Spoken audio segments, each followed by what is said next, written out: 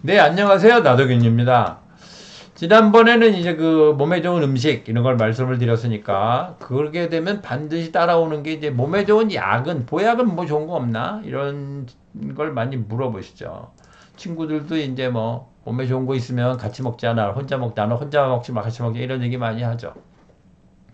근데 몸에 좋다는 것이 몸에 좋은 거 어떤 상태를 말하는 거냐, 어떤 상태로 됐다, 어떤 상태로 되는 걸 몸에 좋다고 말할 거냐도 논란의 여지가 있어요. 어쨌든 그건 이제 다음 기회에 또 다른 기회를 갖기로 하고. 근데 음식은 지난번에 말씀드렸으니 오늘은 이제 약에 대해서 몸에 좋은 게 이제 보약이니까 약에 대해서 말씀을 드리도록 하겠습니다. 이건 이제 그 드라마 허준에서 이제 그런 내의원에서 허준이 벌 받는 광경인데 허준은 이제 동의보감을 쓴 아주 유명하신 분이죠. 동의보감은 이제 그 16세기 초에 그 16세기 1600년대 초에 그 아마도 세계 제일 좋은 책이 아니었을까 이런 생각이 드는데 굉장히 어마어마한 책을 쓴 거죠. 거기에 보면 이제 그 순물을 먹으면 뭐 오장이 화평해지고 뭐 어쩌고저쩌고 해서 이제 연년익수한다 오래 먹으면. 근데 연년익수라는 게 뭐냐? 해가 갈수록 수명이 늘어난다 이런 소리예요. 경호고도 이제 연년익수한다 이렇게 얘기하는데 해가 갈수록 수명이 늘어나는 게 뭐예요? 결국 죽지 않는다는 거죠. 늙지도 않고 죽지 않는다. 그러니까 불로초 같은 거라고 생각이 될 수도 있어요. 어쨌든 이제 그런데 실제로 책에는 있지만 연년익수 한 사람은 없다. 그렇고요. 아무튼 약이라는 것은 약이니까 오늘은 약의 말씀을 드릴 건데 약은 그러면 세 가지 의미가 있어요. 약에는 약은 이제 약국에서 파는 거 대부분의 양약 뭐 아스피린, 뭐 페니실린, 뭐 브루펜 그런 것들을 말하는 거고요. 그 다음에 먹고 효과가 있는 거 또는 효과가 있을 걸 기대하는 거 이런 게 약인 거죠. 우리가 흔히 쓰는 말에는 이게 제일 많은 것 같아요. 그리고 또 이제 한약도 약이라고 말하고요. 근데 이 한약과 양약의 효과를 평가하거나 작용과 부작용을 따질 때 좀 관점이 좀 다릅니다. 그래서 양약의 효과 또는 작과가 이제 작용이거든. 작용과 부작용인데 양약은 이제 작용과 부작용이 같이 가는 거예요. 그래서 원하는 효과는 작용이고 원하지 않는 효과는 부작용이다 이런 거고요. 한약은 해로운 결과는 독이고 이로운 결과는 약이다 이런 거예요. 좀 이건 뭐 좀 알기가 좀 어렵습니다. 좀 어려운 내용이에요. 조금 더 예를 들어보면 서양의학에서는 이제 독은 이제 쥐약, 뭐 농약, 뱀독 이런 건 독이잖아요. 근데 그리고 약은 이제 먹어서 우리가 치료하려고 안 쓰는 효과 손해보다 쓰는 손해가 적을 때, 그러니까 이익이 더 클 때 이제 약을 쓰는 거죠. 그래서 독은 언제나 독이에요. 쥐약이 뭐 약이 되는 건 아니니까. 독은 언제나 독이고 약은 언제나 약이다 이렇게 하는 거고요. 한의학에서는 모든 물질이 독도 되고 약도 된다. 그래서 독은 해로운 경우를 말하고 약은 이로운 경우를 말한다. 그래서 약과 독은 때에 따라 다르다. 이렇게 말하고 있어요. 이게 무슨 소리냐? 이건 좀 내용이 좀 어렵습니다. 그래서 이걸 조금 더 예를 들어 설명해 드리면 아스피린을 썼는데 아스피린은 해열, 소염, 진통작용 세 가지 작용이 있어요. 사실 또 하나는 이제 그 혈액 응고를 억제하는 작용도 있는데 아무튼 이렇게 보면은 효과 부작용이라고 되어 있잖아요. 그러니까 아스피린 썼을 때 해열작용을 목표로 쓰면 소염작용과 진통작용은 부작용이 되는 거예요. 그러니까 소염작용을 목표로 쓰면 해열작용과 진통작용이 부작용이 되는 거고 진통을 목표로 쓰면 해열과 소염이 부작용이 되는 거죠. 여기서 부작용이라고 말하니까 좀 이게 나쁜 작용이라고 이해하기 쉬운데 실제로 영어로 보면 이펙트와 사이드 이펙트예요. 그러니까 효과와 같이 따라가는 또 다른 효과를 말하는 거죠. 그러니까 부작용 이럴 때 나쁘다는 뜻보다는 같이 간다, 보조적이다 이렇게 이해하는 게 더 편할 것 같아요. 아무튼 여러 가지 작용이 있는데 우리가 어떤 작용을 골라서 쓰느냐 이런 뜻이고요. 그 중에 아주 좋은 예가 하나 있는데 이 미녹시딜이라고 요즘에 이제 발모제로 쓰이는 건데 발모 효과가 있고 혈압 강화 효과가 있고 또 다른 부작용이 있는데 이건 뭐 찾아보시면 됩니다. 그런데 얘가 처음에는 혈압약으로 나온 거예요. 혈압이 잘 떨어지거든요. 근데 양약은 부작용이 있으면 약으로 못 써요. 그 부작용이 어느 정도를 벗어나면. 근데 얘가 발모 효과가 있는 거야. 그러니까 혈압 환자한테 썼더니 털이 나는 거야. 그래서 혈압약에서 이제 잘렸죠. 혈압약을 못 쓰게 됐는데 반대로 생각해보니까 이거는 발모제로 쓸 수 있는 거죠. 그래서 지금 미녹시딜의 부작용을 찾아보면 혈압 강화 효과가 있으니까 복용에 주의해라. 혈압이 낮은 사람 먹지 마라. 이렇게 되어 있거든요. 즉 미녹시딜의 효과는 두 가지 효과가 있는 거예요. 발모 효과도 있고 혈압 강화 효과도 있는 거죠. 그런데 어느 걸 목표로 쓰느냐, 혈압을 목표로 쓰느냐, 발모를 목표로 쓰느냐에 따라서 작용과 부작용이 달라지는 것뿐이다. 이런 뜻이에요. 한의학에서는 모든 물질은 독도 되고 약도 된다. 독은 해로운 경우, 약은 이로운 경우다. 이렇게 말씀드렸잖아요.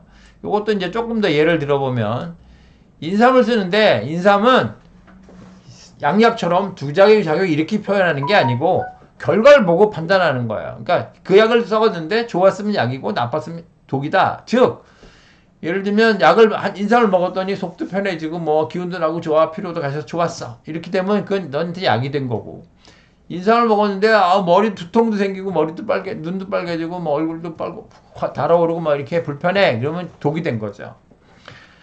그러니까 이건 무슨 뜻이냐면 약과 독이 그것이 효과를 약과 독은 한 가지다. 결과를 보고 판단하는 거다. 약과 독은 한 가지다. 그게 무슨 뜻이냐면 칼로 본다면 이걸 효과와 부작용, 자기 효과를 칼로 본다면 좋은 칼, 나쁜 칼이 있는 게 아니고 이렇게 요리하는 데 쓰는 칼, 요리할 때 쓸 수도 있고 그 다음에 강도질할 쓸 수도 있는 거죠. 강도질하는 칼 따로 있고 요리하는 칼 따로 있는 게 아니다. 이런 뜻이에요. 좋은 점만 있거나 나쁜 점만 있는 경우는 없고 나쁜 점이 적으면 좋은 점도 적다. 부작용, 즉 이 말은 무슨 말이냐면 부작용이 없으면 효과도 없다 이런 소리예요. 그러니까 부작용이 없다고 자꾸 이거는 부작용이 없어. 건강기능식품이니까 부작용 없고 그냥 좋은 거야. 몸에 좋은 거야. 먹어봐. 그런 경우는 없다는 거죠. 그거는 작용력이 없다는 뜻이에요. 왜? 두 가지는 한 가지니까. 작용력이 없으면 부작용도 당연히 없겠죠. 근데 작용력이 있으면 당연히 부작용을 생각해야 된다. 그래서 인삼을 만일에 썼으면 인삼이 나에게 독이 될지 약이 될지는 알 수 없다. 옆집 사람이 좋다고 해서 그 옆집 사람이 좋은 거는 뭐 약이 된 거죠. 그 사람한테는. 근데 나한테도 나한테는 만일에 독이 될지 약이 될지는 알 수 없는 거다. 이런 거죠. 그럼 어떡하냐? 사실은 굉장히 어려운 거야. 그러니까 이게 뭔가 먹는다는 거는 굉장히 어려워. 이게 좋을지 나쁠지. 첫째, 배제하실 일은 무조건 좋다는 건 따라가면 안 된다. 부작용도 있고 너한테 맞을 수도 있고 안 맞을 수도 있는데 해볼래. 이게 맞는 말인 거지. 너한테 나쁜 점은 절대 없어. 좋은 점만 있어. 그런 건 없다. 이런 뜻이에요. 근데 이제 이렇게 말씀을 드려도 모든 사람이 거의 대부분이 이렇게 하세요. 그래도 뭔가 좀 좋은 거 없어? 그래도 좀 해보고 싶어. 논리야 막 밀려 설복을 당해도 그래도 해보고 싶다는 소망은 절대 버리지 못하죠. 그래서 그래도 해보고 싶다면 그래도 무작정 오래 먹지는 마라. 오래 드시지는 마세요. 이렇게 말씀을 드리죠. 이건 뭐 의사 선생님들도 그래요. 전 의대 동창들한테 몸에 좋은 거 없냐? 뭐 좋지 않냐 물어보는데 내가 해주는 말은 그래도 한두 달 이상 먹지 마라. 너무 오래 먹으면 효과가 없다면 나쁠 수 있다. 나쁘다는 것 중에 제일 대표적인 간이 나빠질 수 있다. 이런 뜻이에요. 이제 허준이 이제 그 내의원 의원이라 집에서는 이제 사사롭게 환자를 볼 수 없는데 무슨 뭐 드라마에 보면 뭐 피치 못할 사정이 있어서 환자를 보거든요. 그래서 이제 이 정청과 그 중문을 왔다 갔다 하면서 이제 이 현판을 읽는 벌을 받아요. 그래서 조섭수양 약속차지 이렇게 써 있잖아요. 조섭수양 약속차지. 이게 무슨 뜻인 거 아니? 조섭수양은 생활을 바르게 하고 몸을 관리하라 이런 뜻이고요. 그 다음에 약속차지. 약 먹고 여기 석은 침을 말하는 거예요. 옛날에 이제 침을 펌석이라고 그랬었거든요. 그래서 약석은 약과 침을 말하는 거예요. 약 먹고 치료하는 건 두 번째다. 그러니까 조섭수양이 먼저다 이런 뜻이죠. 그러니까 건강하게 살으려면 생활 조절하는 것이 먼저, 적당한 조절, 생활 조절과 또 운동이 먼저입니다. 그러니까 스트레스 피하고 과로하지 말고 화내지 말고 갈등하지 말고 이러는 것이 필수적인 거고요. 그걸도 어쩔 수 없이 살다가 보면 어쩔 수 없이 이제 그걸 못 지키는 경우도 생기고 그걸로 이제 부족한 경우도 생기니까 그럴 때는 이제 적당한 한약을 쓰시면 되는 거고요. 그래도 부족해. 그런 경우도 있죠. 뭐 교통사고가 난다든가 아무튼 뭔가 그런 일이 생겨. 그럴 때는 병원에 가서 검사도 받고 수술이 필요하면 수술도 해야 되고 그렇게 해야 되는 거죠. 좀 오늘은 좀 어려운 내용이었는데 아무튼 머리가 좀 아프셨을 것 같아요. 근데 정리를 한번 해보면 음식은 골고루 먹는다. 몸에 좋다는 것은 나쁠 수도 있다는 생각을 반드시 해야 된다. 이런 거 하고요. 전문가라고 자처하는 사람도 검증이 필요하다. 이 전문가라는 것에 대해서도 기회가 있으면 또 좀 말씀을 드리겠고요. 약이든 건강기능식품이든 신중히 복용해라. 그거고요. 복용한다면 어쩔 수 없이 복용하게 된다면 무작정 너무 오래 먹지는 마라. 검증을 하면서 오래 먹을 수 있는데 검증을 해야 된다. 이것이 과연 좋은 건지 나쁜 건지. 생활 조절과 적당한 운동이 건강에는 무엇보다 중요하다. 이렇게 말씀드릴 수 있겠어요. 네, 오늘은 이제 몸에 좋은 약, 허준이 권하는 몸에 좋은 약이 무엇이냐? 이것에 대해서 말씀드렸습니다. 들어주셔서 감사합니다.